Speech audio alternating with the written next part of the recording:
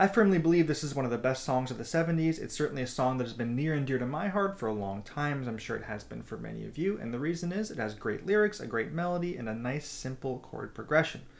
The song we're talking about is, of course, The Wait, released in 1968.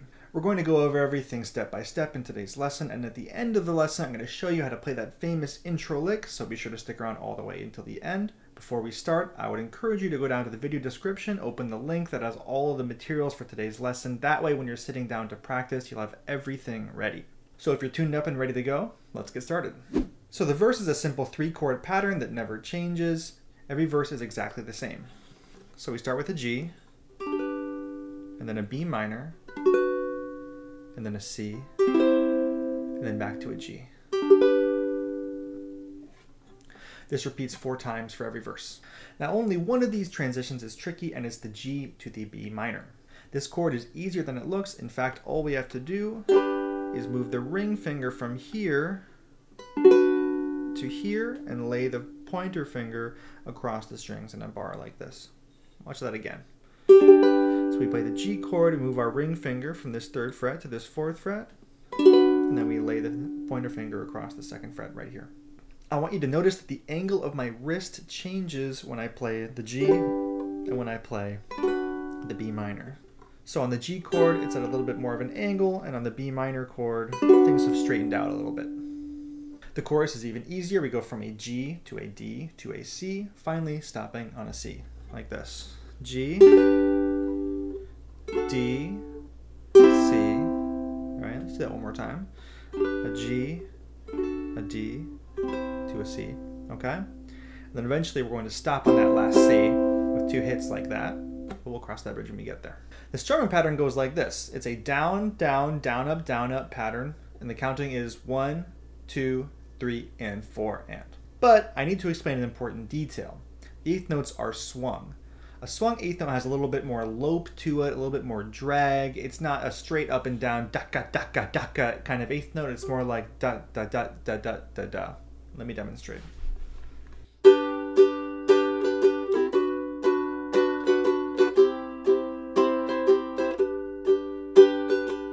And now let me try it with a straight 8th note.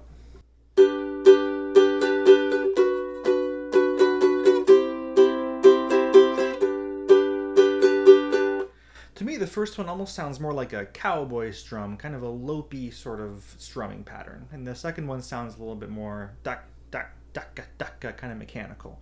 And in this song, a more lopey kind of vibe is going to be better. Now, the astute among you may have noticed a little wedge-shaped marking above the 3rd beat in the strumming pattern, and that is an accent. It means that we're going to accentuate that strum and kind of give it a little bit more of a backbeat drum kind of feel. And here's how that would sound.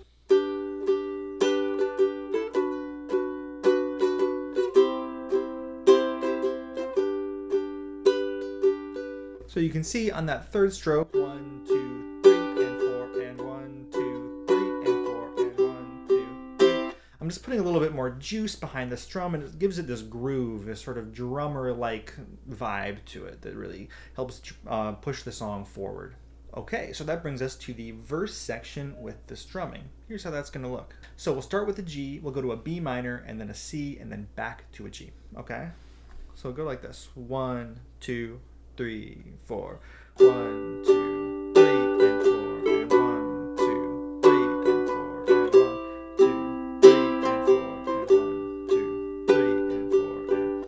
I might spend a little extra time just on that G to B minor switch, because it is like kind of a change of orientation of the hand. It might take a little while to get used to.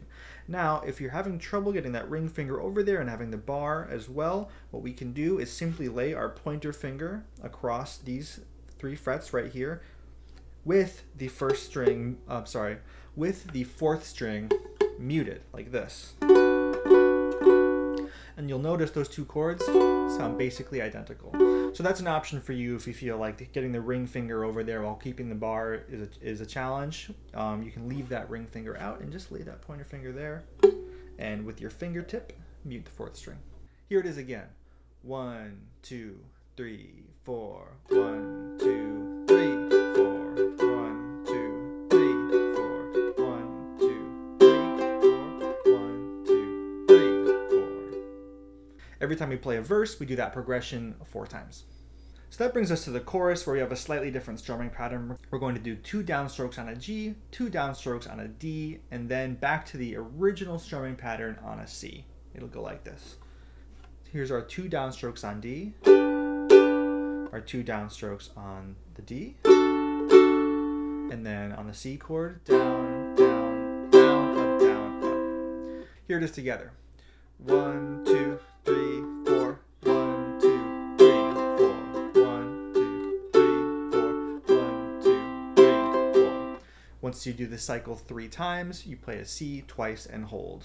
Here's the last time. 1, 2, and so on. This brings us to the walkdown, which just walks down this scale starting on the 3rd fret of the 2nd string like this.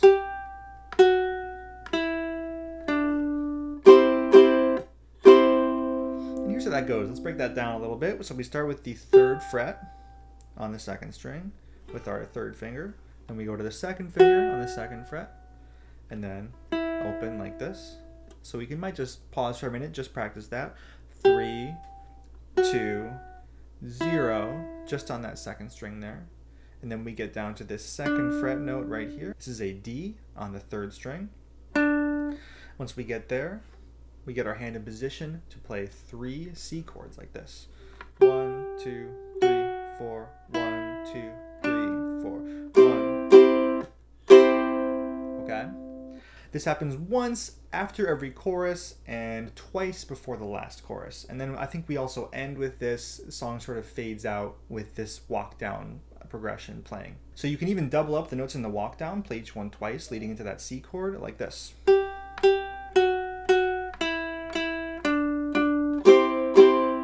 And that can sound really great as well. Okay, we made it to the intro lick. If you've made it this far, thank you so much for sticking around. It means you are ready to move on to the most difficult part of the song. Let's try it out. This section has some slides. If you'd like to learn more about slides, you can go to my video about how to play Wonderful Tonight. I talk about that a little bit in the guitar hook section of that video. We're going to be sliding into a note, which means that we have to start below the note that we're aiming for. So, before we get too ahead of ourselves, let's put our pointer finger of our left hand on the 6th fret of the 2nd string, and we can slide into that 7th fret like this. Okay. After that, we're going to play the 10th fret. So it'll be start on 6, slide into 7, play the 10th fret, do the same exact thing on the 1st string. Start on 6, slide into 7, play 10, go to the 1st string, start on 6, slide into 7, play 10. Here's how it sounds a little bit more in tempo. Okay, starting to sound familiar, I hope. After we do that,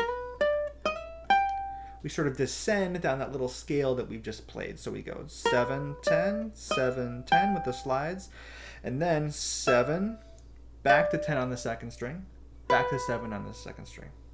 Check this out. We go kind of up this little scale, and then back down. If this is going a little too fast for you, the tab is on the screen. You can pause the video and just take a second to get oriented, okay?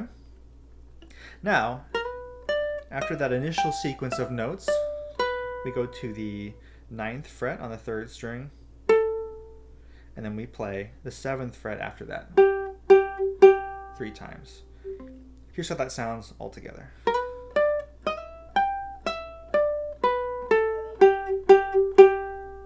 And there's a whole lot of ways to soup this up. It starts to get a little bit advanced, but here's some ideas.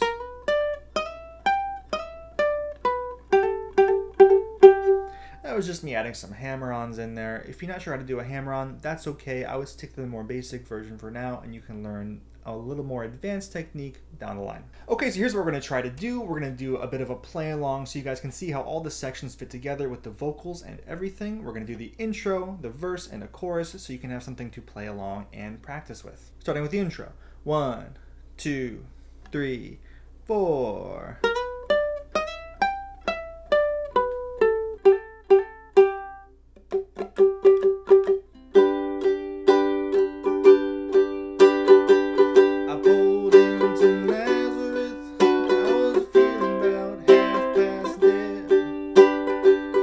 I just need some place where I can lay my head. Hey mister, can you tell me where a man might find a bed? He just grinned and shook my hand. No was all he said. And take a load off Annie, and take a load for free, and take a load off Annie, and you put the load right on me.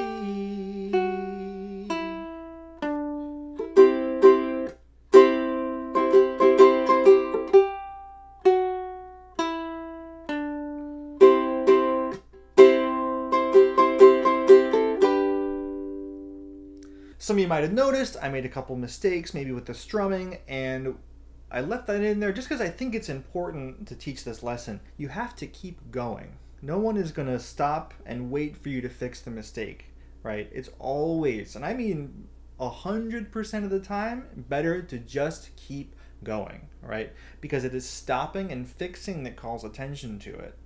Well, that brings us to the end of our video. Thank you so much for choosing to learn with me today. I know that some of these chord transitions are not so easy, but the key is to stick with it and experiment, and you will get it, just like so many others before you who have struggled with this stuff and then were able to do it perfectly. Like I said before, all the materials in today's lesson are available on my website. There's a link in the description. And if you found today's video helpful, please consider liking, subscribing, and commenting. Until next time, happy practicing. Starting with the intro. 1, 2, 3, 4.